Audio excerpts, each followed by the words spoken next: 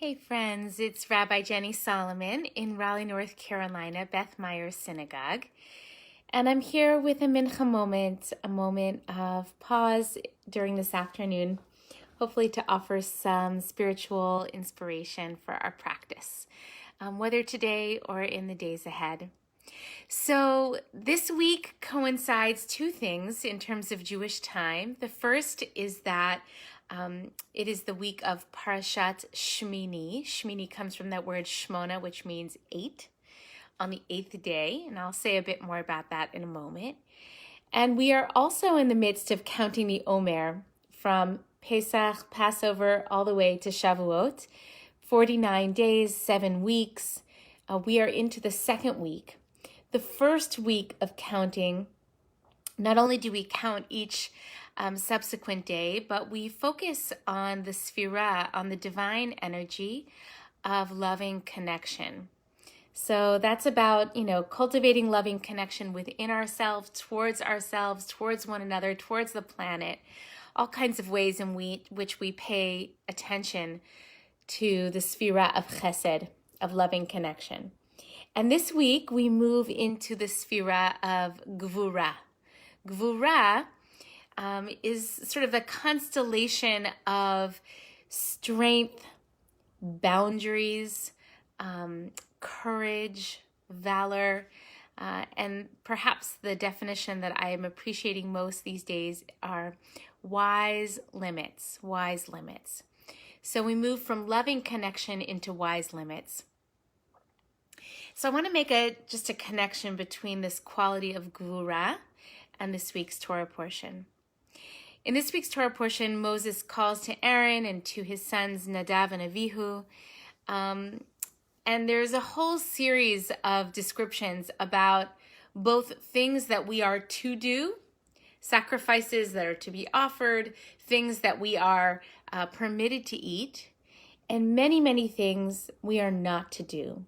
Places where we cannot eat of the sacrifices that are offered by Nadav and Avihu, which are wrong in some way, and our tradition has many different ideas about why they were wrong, but resulted ultimately in the death of a Nadav and Avihu. And of course, so many things that we're actually told that we are not permitted to eat. So many things involving the laws of kashrut. But I want to suggest here that Gevurah, which can also be translated as restraint, that when we say no to one thing, or when God says no to us about one thing, it is also saying yes to something else. So when I say no to one commitment, it also means that I can say yes to something else that I want to put my attention on.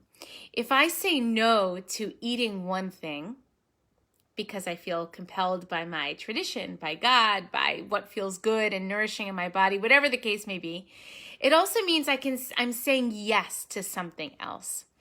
And we often have this, I think, feeling, especially in American culture, where there's just this sort of obsession with consumption, with freedom, with being able to do everything without limit, that somehow limit setting is bad. That saying no is bad. That setting a boundary doesn't feel good. And in our spiritual practice, one of the things that we can cultivate is doing everything with a measure of emet and chesed. So when we set a boundary, or we set a limit, or we use our strength, can we bring a quality of emet, of truth? What is true for us?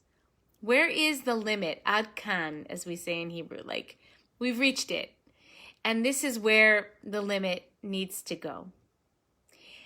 And can we do that with a quality of chesed, which we spent last week really focusing on?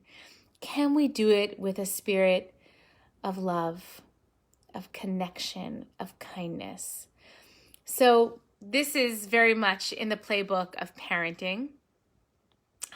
Lots of limit setting all the time, whether it's for my younger one or my teenagers. Limit setting with love. And of course, it applies to everything that we do. Everything that is really sort of part of our own routine, what we say yes to, what we say no to, and interpersonally as we interface with colleagues, with people that we serve, with even with beloveds.